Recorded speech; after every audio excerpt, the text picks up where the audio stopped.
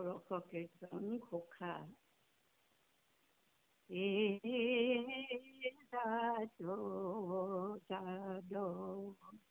দীন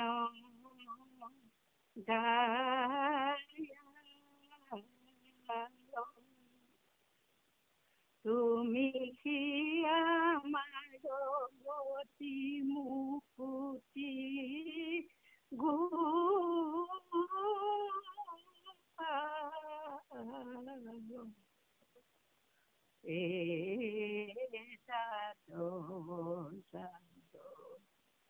দীন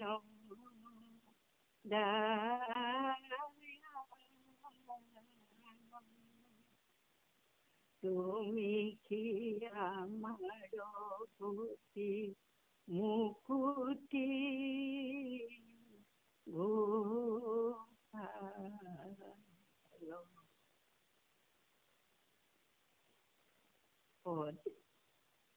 এহি মতে কি যাতে রজনী যায় ছয় দিন ভইলে বিরহে আকুল গোপী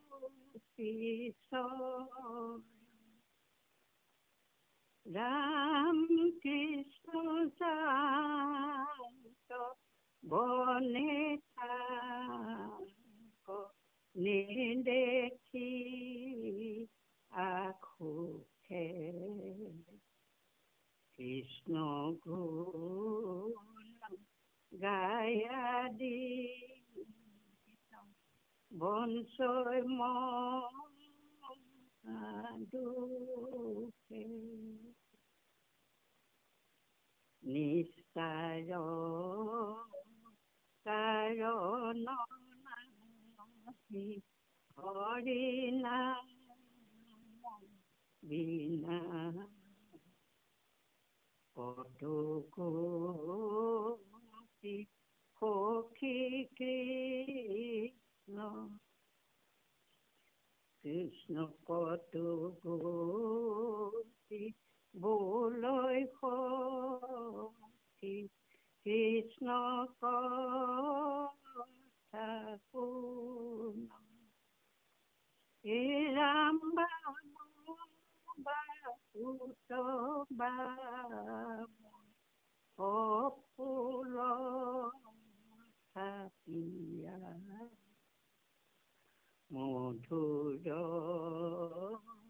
বেণু অধরে অর্পিয়া রন্ধ্রময় কোমল আঙ্গুলি থালি যেটি বংশীদাস দেন্ত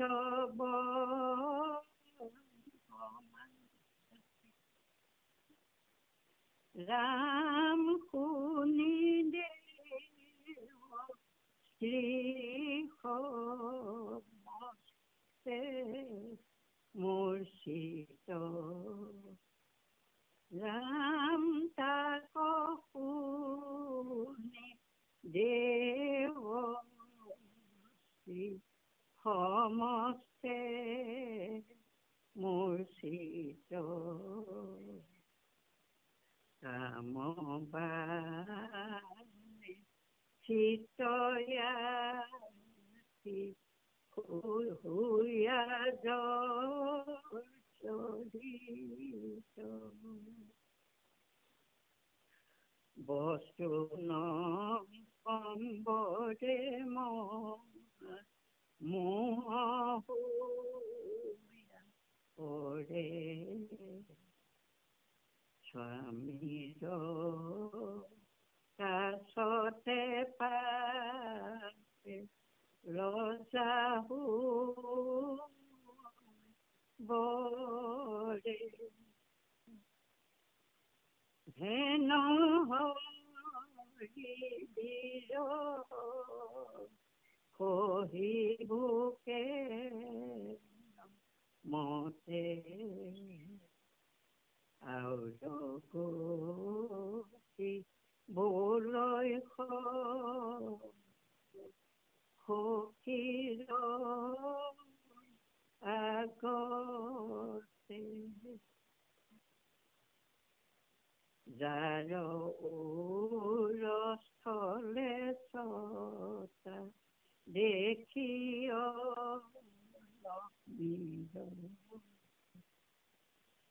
শ্যামল মেঘত যে বিজুলি ফুটিল হেন হৰি যেখনে বংশী কণাদ কৰে গৰু মৃগ গণৰো সেইখনে চিত হৰে দান্তে তৃণ ধৰি কৰ্ণ ওপৰ তুলি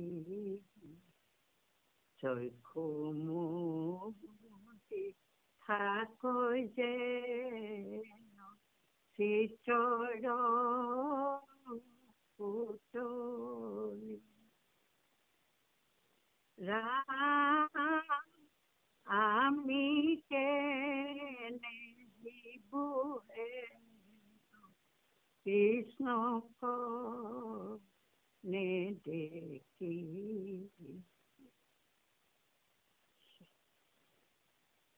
আৰু গতি বলৈ শুন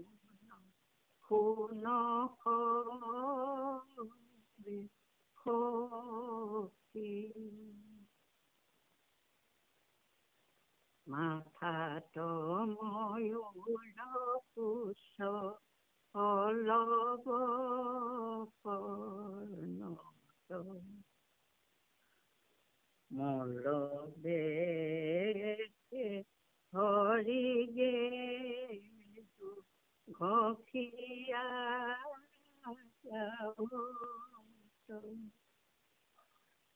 নাম ধৰি ধেনুক দাকন্ত বংশী নদী শুনিত থাকৈ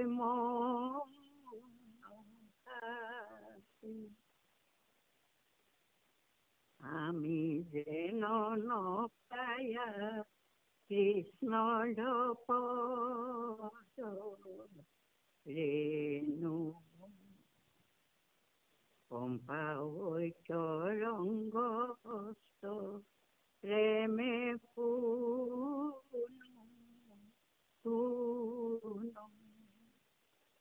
ৰাম কতু গোপীবলৈ সখী হব শুন গোপগণে যেখনে বৰ্ণাৱে কৃষ্ণ গুণ বংশীৰ নিচানে হৰি ডাকিয়া ধেনু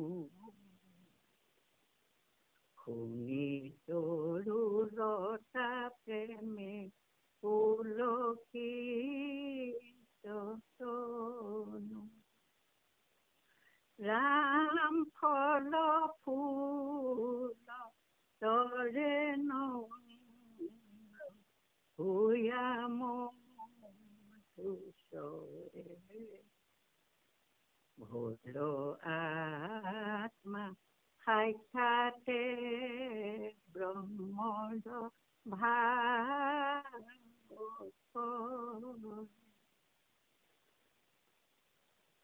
শ্ৰীমতে বৰ্তিবো হেন কৃষ্ণক নেদেখি আৰু বুকিবলৈ মোৰ কথা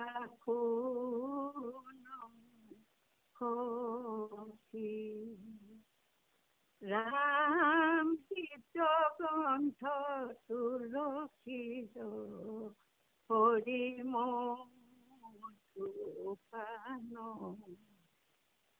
ভ্ৰমৰে গুঞ্জৰি ধৰি কৃষ্ণক যোগান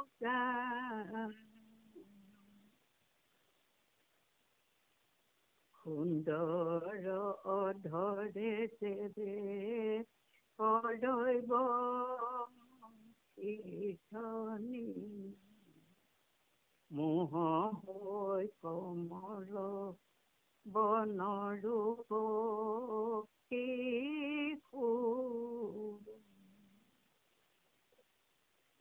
ৰাম হৰি কৌ পাখয়ানি চিৰ পৰিচিত চক্ষুমুদি আনন্দতে মনে শুনৈ গীত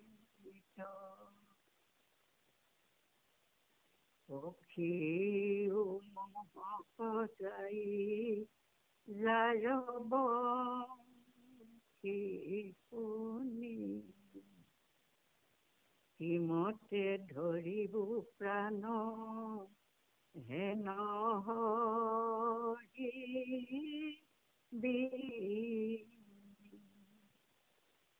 ৰাম সখীবলৈ সখী কৃষ্ণ ৰাম সখী বলৈ সখী শুনিও কাহিনী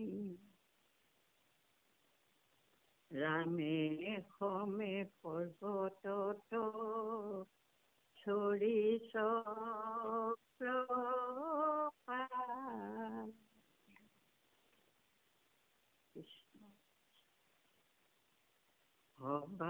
সবাতে হৰি কৰাই ফুৰিব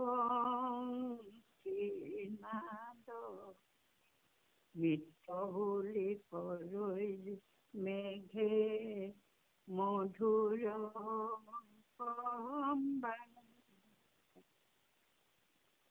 ৰাম ছত্ৰ ধৰি উপৰে বলি কয় দিব্য ফুল হেন হৰি বিয়োগে কি নহিবো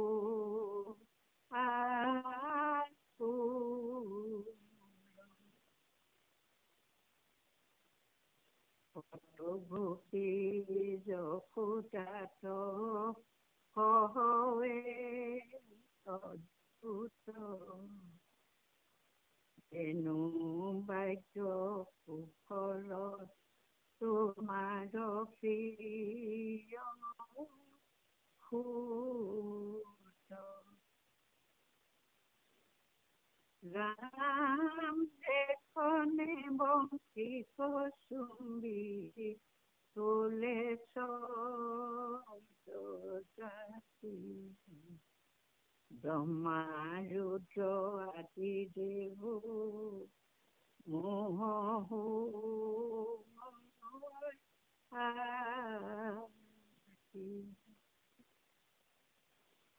শুনি থাকৈ এক চিতে নমায়া কণ্ঠ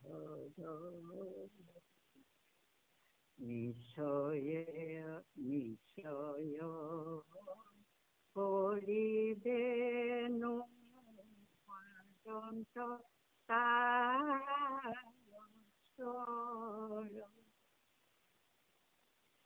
ৰাম হেন হৰি বিহুগে ইমতে ধৰি প্ৰাণ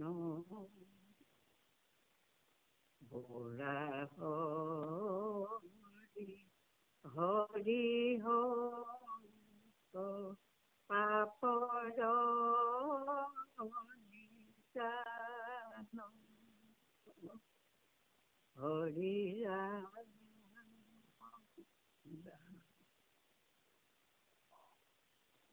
কৃষ্ণ কৃষ্ণ হাতীমৰাম বাপ অধ্যায় কৰিছে দেউতা কৃষ্ণ কৃষ্ণ কৃষ্ণ কৃষ্ণ মাধৱ মাধৱ মাধৱ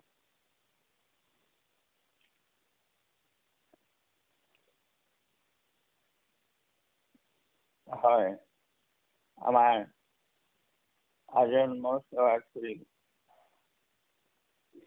নাম সন্ধানী সত্ৰত সমবেত হোৱা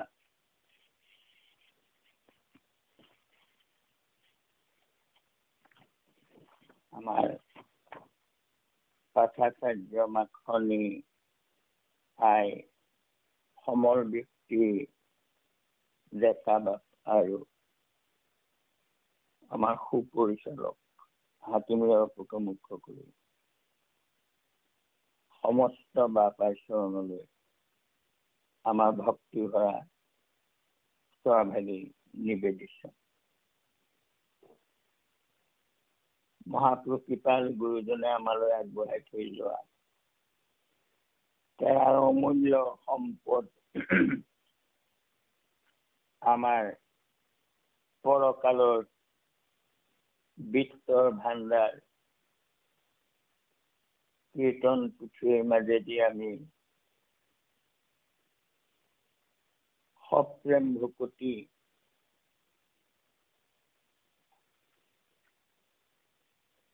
কথা বুজি পাইছো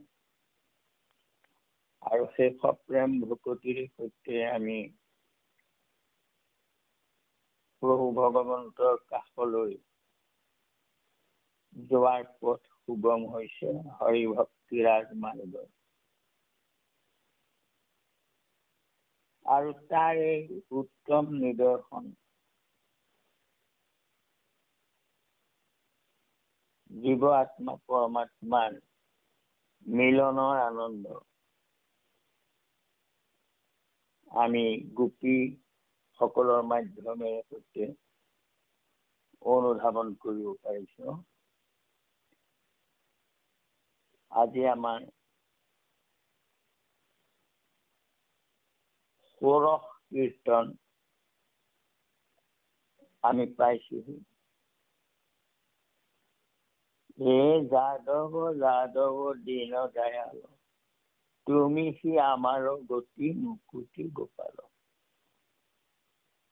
হে যাদৱ তুমি দীনৰ দয়া কৰোতা দীন মানে দৰিদ্ৰ দুখীয়া আমি কিহৰ দুখীয়া আমি তোমাৰ সপ্ৰেম ভকতিৰ দুখীয়া তোমাৰ কৃপা অবিহনে আমি তোমাৰ কাষলৈ যাব নোৱাৰো তোমাৰ প্ৰতি প্ৰেম আনিব নোৱাৰো তুমিয়ে আমাৰ গতি আৰু মুকুতি তুমিয়ে তাৰ গৰাকী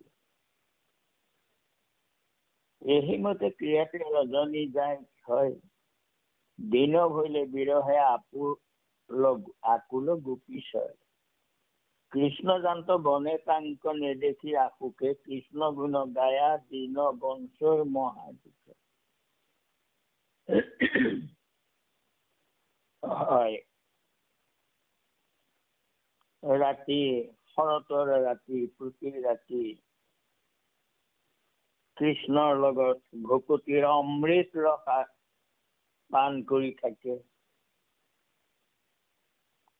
আৰু ৰাতি হলে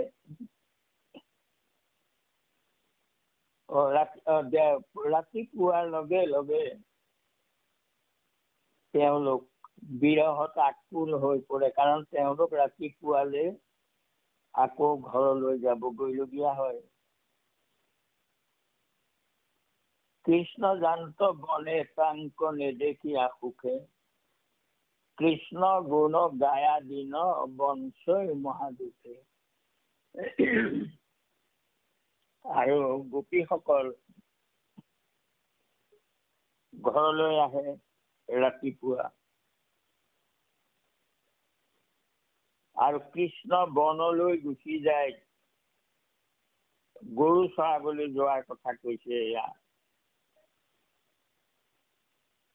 যেতিয়া তেওঁ যায়, দিনটো বৰ আশুক হয়, দুখেৰে কটায়। কৃষ্ণ গুণ গায়া দিন বংশই মহা সুখে। আৰু সেই অসুখটো তেওঁলোকে নাইকিয়া কৰি দিয়ে, কি অহৰহ কৃষ্ণৰ গুণ গাই থাকে। কিয় গাই গুণ? নিষ্ঠাৰ কাৰণ নাহি হৰি নাম বিনা, কত গোপী বোলৈ সুখী কৃষ্ণ কথা শুনা। কিয় গায়? কৃষ্ণ কথাৰ বিনাই তেওঁলোকে থাকিবই নোৱাৰে। আকৌ কোনোবা গৰাকীয়ে কয়, কৃষ্ণ কথা শুনা, কৃষ্ণ কথা শুনা, অন্য কথা নুশুনিবা। কৃষ্ণই কি কৰে মই কওঁ শুনা। বাম বাহুৰ বাম কপোল থাপিয়া, মধুৰ বেনুক আনি অধৰে অৰ্পিয়া। বস্ত্ৰ মধ্যে ৰন্ধ্ৰ মধ্যে কোমল আঙুলি চয় চালি, যেতিক্ষণে বাংশী ডাক দেন্ত বনমালী। তাক শুনি দেৱস্তে সমস্তে মূৰ্ছিত, কাম বানে চিত্ত আতি হুয়া জৰ্জৰিত। শুনাচোন সখী, যেতিয়া কৃষ্ণই তেওঁ সুন্দৰ গালখন বেকা কৰি বাওঁ বাহুত স্থাপনা কৰি বাওঁ বাহুত লগাই, আৰু মুখত বেনু আনি আঙুলিৰে যেতিয়া বেনুৰ ৰন্ধ্ৰবোৰ বুলাই বাংশী বজায়, তাৰমানে বাঁহী বজাওতে মূৰটো বেকা হৈ বাওঁফালে বাম বাহুত, মানে বাওঁ কপোলখন থাপি, তাৰমানে মুখখন গালখন বাহুত লগাই সুন্দৰকৈ ত্ৰিভংগ ভংগিমা ধৰি মুখত বংশী লৈ মধুৰ বেনুক আনি অধৰে অৰ্পিয়া, আৰু বেনু আনি মুখত লগাই বস্ত্ৰ মধ্যে কোমল আঙুলি চালি, আৰু সেই ৰন্ধ্ৰৰ মাজত, তাৰমানে বাঁহীটোৰ ফুটাবোৰত আঙুলিবোৰ যেতিয়া বুলনি দিয়ে, যেতিক্ষণে বাংশী ডাক দেন্ত বনমালী, তাক শুনি দেৱস্তে সমস্ত মূৰ্ছিত, কাম বানে চিত্ত আতি হুয়া জৰ্জৰিত। সেই দৃশ্য চাই, সেই বংশীৰ ধ্বনি শুনি দেৱতাৰ স্ত্ৰীসকল, অপ্সৰাসকলো কাম বানত মূৰ্ছিত হৈ যায়, জৰ্জৰিত। বস্তু নসংগৰে মহামোহ হৈ পৰে। The person you are speaking with has put your call on hold. Please stay on the line. आप जिस व्यक्ति से बात कर रहे हैं, বস্তু নসংগৰে মহামোহা হৈ পৰে, স্বামীৰ কাষতে পাছে লজ্জা হৈ বৰ। তেওঁলোকে নিজৰ আচল তাৰমানে সম্বৰণ কৰিবলৈও পাহৰি যায়, কেতিয়াবা বতাহে উৰুৱাই দিয়ে, কিন্তু তেওঁলোকে ক'ব নোৱাৰে সেয়া, কাৰণ তাৰ প্ৰতি তেওঁলোকৰ দেহৰ প্ৰতিও তেওঁলোকৰ তাৰমানে মোহ লজ্জা নাই। গতিকে একমাত্ৰ কৃষ্ণৰ বাঁহীৰ ধ্বনিত মোহগ্ৰস্ত হৈ যায়। সেইকাৰণে স্বামী কাষতে আছে সেই কথাটো তেওঁলোকে উপলব্ধি নকৰে। হেন হৰি বিৰহ সহিব কেন মতে আউৰ গোপী বলয় হব সখীৰ আগতে। এনে কৃষ্ণৰ বিৰহ আমি কেনেকৈ সহিম? কৃষ্ণৰ সেই বংশী বজাই থকা ৰূপটো ধ্যানলৈ আনে। তেওঁৰ বাহিৰ সুৰ শুনি কেনেকৈ উৎসাহল হৈছিলে, কেনেকৈ গীত গাইছিলে, এই কথাবোৰ মনলৈ আহে। আৰু অন্য এগৰাকী আকৌ তাৰ মাজতে মাত মাতে, যাৰ স্থলে ছটা দেখি লক্ষ্মীৰ শ্যামল মেঘত যেন বিজুলী ফুটি।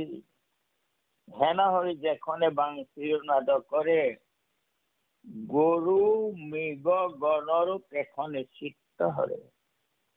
শুনাচোন সখী, মোৰ কথা শুনা। যাৰ বক্ষস্থলত লক্ষ্মীৰ ছটা দেখা পোৱা যায়, অৰ্থাৎ লক্ষ্মীয়ে যাৰ হৃদয়ত স্থান পায়,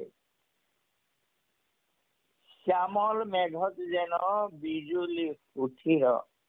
শ্যাম বৰণীয়া মেঘত বিজুলী মাৰি দিলে যেনেকুৱা দেখি, আৰু কৃষ্ণৰ দেহত লক্ষ্মীৰ ছটা, অৰ্থাৎ শ্ৰীবৎস পান্তিয়ে হ'ব দেই, শ্ৰীবৎস লক্ষ্মীৰ প্ৰতীক। গতিকে আৰু শ্যামল মেঘত যেন বিজুলীৰ ফুঠিৰ, যেন শ্যাম বৰণীয়া মেঘত বিজুলী ৰৈ আছে। বিজুলী তাৰমানে ফটকে মাৰি নাইকিয়া হৈ যায়, কিন্তু কৃষ্ণৰ সেই লক্ষ্মীৰ ছটা দেখিলে শ্যাম বৰণীয়া মেঘৰ ওপৰত যেন বিজুলী মাৰি ৰৈ আছে, জিলিকি আছে। এয়া কল্পনা ভক্তিৰ। হেন হৰি যেখনে বাংশীক নাদ কৰে, সেইজন ভগৱন্তই যেতিয়া বাংশী বজায়, গৰু মৃগগণৰো তেখনে চিত্ত হৰে। আনৰ চিত্ত হৰণ, দেৱতাৰ নাৰীগণৰ চিত্ত হৰণ কৰা তো দূৰৰ কথা, গৰু মৃগৰো চিত্ত হৰণ কৰে সেই সুৰে। দান্তে তৃণ ধৰি কৰ্ণ ওপৰক তুলি, চৈকমুদি ঠাকৈ যেন চিত্ৰৰ পুতলি। দাঁতত তাৰমানে ঘাঁহবোৰ চবাবলৈ পাহৰে, মুখতে লৈ থাকে, আৰু থাকি চিত্ৰৰ পুতলি, অৰ্থাৎ ছবিৰ পুতলাৰ নিচিনাকৈ জড় পুতলাৰ দৰে তেওঁলোক থৰ হৈ লৈ থাকে। আমি কেনে জীৱী হন কৃষ্ণক নেদেখি আউৰ গোপী বলয় শুনো শুনো হবি হবি। এনেকুৱা কৃষ্ণক নেদেখি আমি কেনেকৈ জীয়াই থাকিম? আকৌ তেনেকুৱা অন্য এগৰাকী চিঞৰি কয়, শুনা শুনা, মই কওঁ শুনাচোন কৃষ্ণৰ গুণ। মাথাত ময়ূৰ পুষ্প পল্লৱ কৰ্ণত, মল্ল বেশে হৰি গেৰু ঘষিয়া গাঁৱত, নাম ধৰি ধেনুক দাকন্ত বাংশী লাৱে, নদী সব শুনি তম্ভি থাকৈ মৌন ভাবে। শুনাচোন, প্ৰভু ভগৱন্তৰ মূৰত ময়ূৰ পুষ্প, অৰ্থাৎ মৌৰাৰ পাখি, আৰু কৰ্ণত পল্লৱ ফুল, তাৰমানে এতিয়া কুহি পাতো বুজাই কৰ্ণত।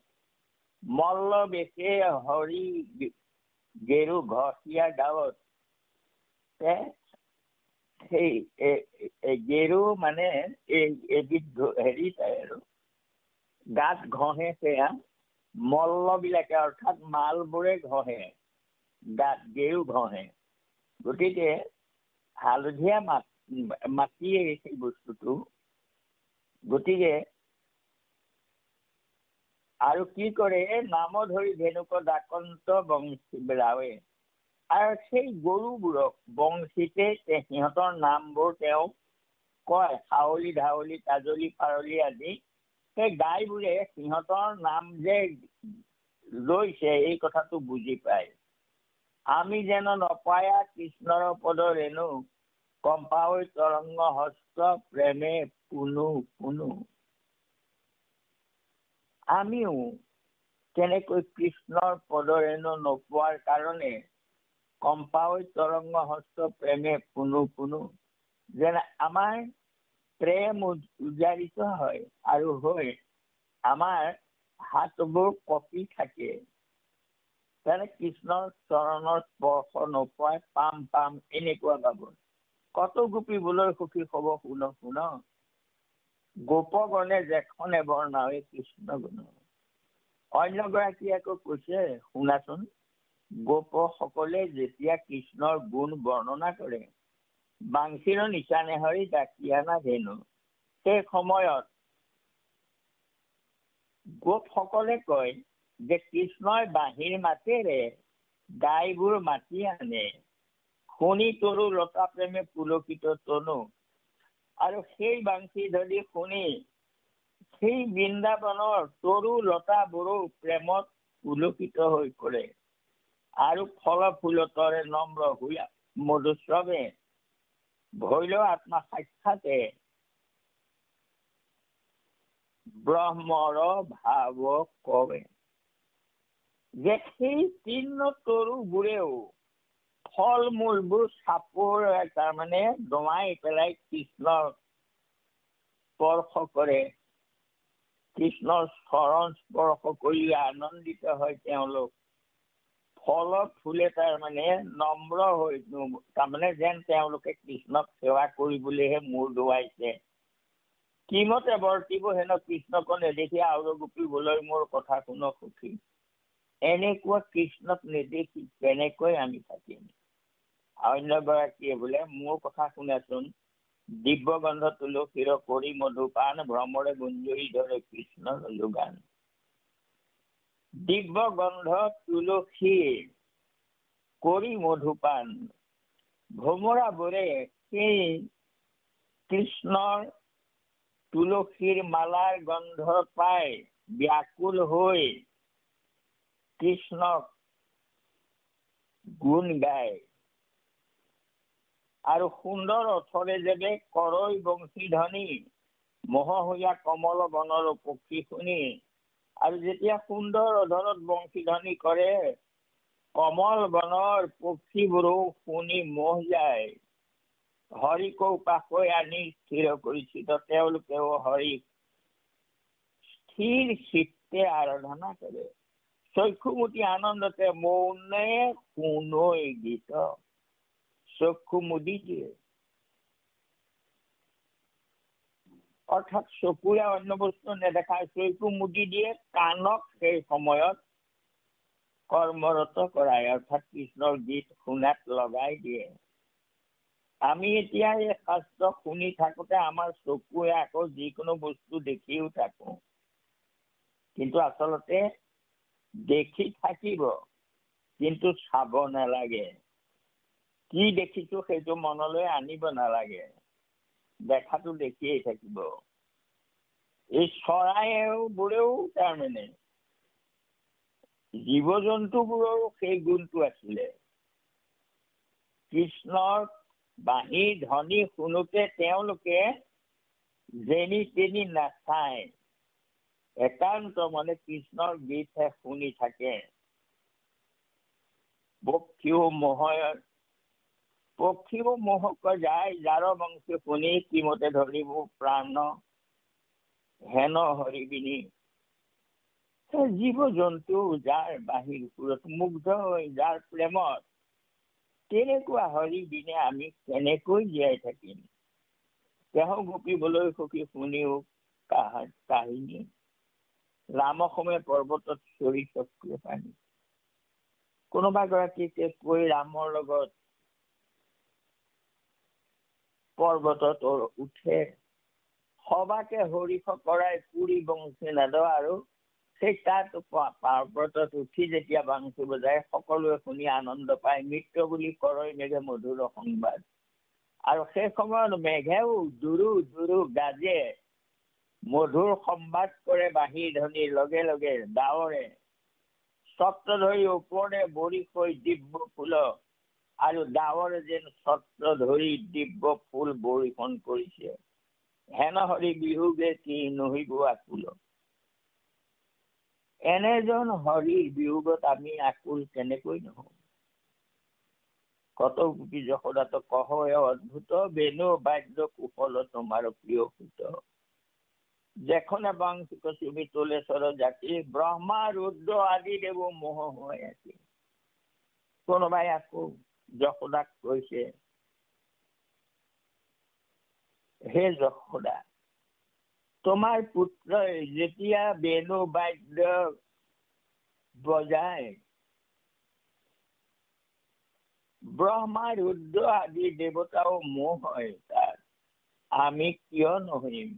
জীৱ জন্তু মোহ হয়, প্ৰকৃতি মোহ হয়, কৃষ্ণৰ বাংশী ধ্বনি শুনি ব্ৰহ্মা ৰুদ্ৰ মোহগ্ৰস্ত হয়। সেই বাংশীৰ ধ্বনি শুনি আমি মোহগ্ৰস্ত কিয় নহম? শুনি থাকো একচিত্তে নমায়াক কন্ধৰ, নিশ্চয় কৰিবি নোৱাৰন্ত তাৰ স্তৰ। শুনি থাকো একচিত্তে নমায়াক কন্ধৰ, অৰ্থাৎ একান্ত মনে কাণ থিয় কৰি সেই বাঁহীৰ স্বৰ শুনি থাকে দেৱতা ব্ৰহ্মা আদি সকলেও। হেন হৰি বিয়োগে কিমতে ধৰ প্ৰাণ। এনে হৰিক নেদেখাকৈ আমি কেনেকৈ প্ৰাণ ধৰি জীয়াই থাকিম? গতিকে সকলোৱে কৃষ্ণকে হৃদয়ত ধৰি থকা বোলা হৰি হৰি হওক পাপৰ নিৰ্জান। ইমান প্ৰেম, ইমান ৰস, এয়া এওঁলোকে কি কৰি আছে? দিনটো অকলেই কৃষ্ণৰ গুণবোৰকে গাই থাকে, গাই ৰস পায়, আনন্দ পায় আৰু কৃষ্ণৰ লীলা গাই গাই কেনে মহিমা মৃগ পক্ষী পশু চিহ্ন তৰু পৰা ধৰি দেৱতা কিন্নৰ এইগুলোকে ধৰি ব্ৰহ্মা ৰুদ্ৰ পৰ্যন্ত যাৰ মায়াত মোহিত হয়, তেওঁলোকে আনন্দ মনেৰে কৃষ্ণৰ লগত কথা পাতি শুনি ব্যাকুল হয়।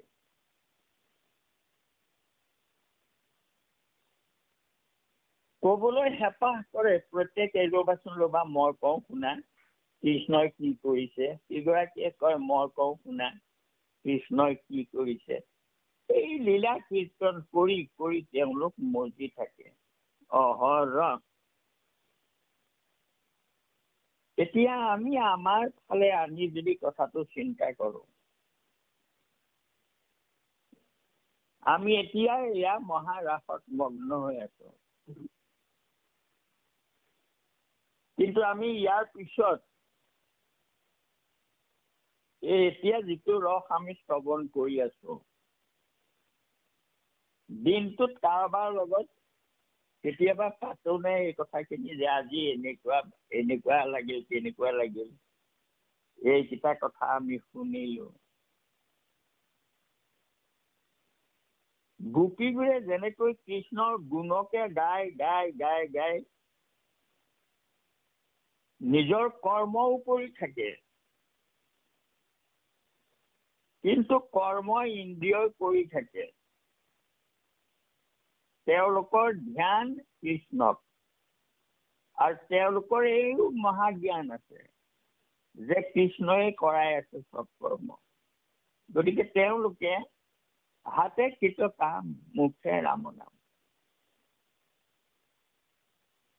এই গোপীসকলৰ ভকতি দেখি উদ্ধৱে বন্দিলা গোপীৰ ধূলি। হয়, সেই মহাভক্তা কৃষ্ণ প্ৰেমী আইসকলৰ পদৰ ৰেণু আমিও আশা কৰিব লাগে। কৃষ্ণ কৃষ্ণ কৃষ্ণ মাধৱ বান্ধৱ। হয়, এইখিনি ইমান সুন্দৰ এই কথাখিনি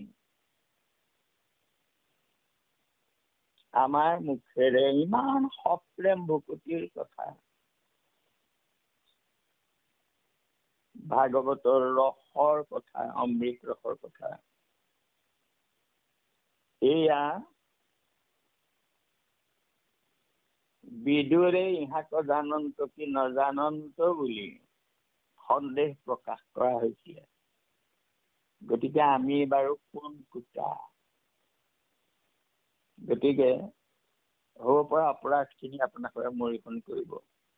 কোটি কোটি ঘোৰা অপৰাধনতে কৰমই দুৰা হয় হৰিং পদা হয় নমানি সমীউক কৃপাময় সমীউক কৃপাময় সমীউক কৃপাময় কৃষ্ণ মাধৱ শ্ৰীমন্ত শংকৰ হৰি ভকতৰ জানা যেন কল্পতৰু তাহান্ত বিনাই নাই নাই নাই আমাৰ পৰমগুৰু। তাহান্ত বিনাই নাই নাই নাই আমাৰ পৰমগুৰু, আমাৰ পৰমগুৰু, আমাৰ পৰমগুৰু কৃষ্ণ মাধৱ মাধৱ। মাখনি তুমি দোহাৰি ৰাখি। কৃষ্ণ কৃষ্ণ কৃষ্ণ শুনি থাকে কচিতে নমায়া কণ্ঠ নিশ্চয় কৰিবেনো দন্ত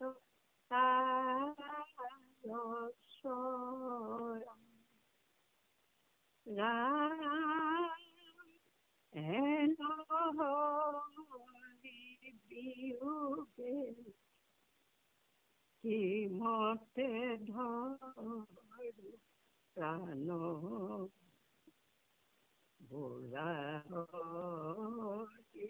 হৰি হোক আপৰ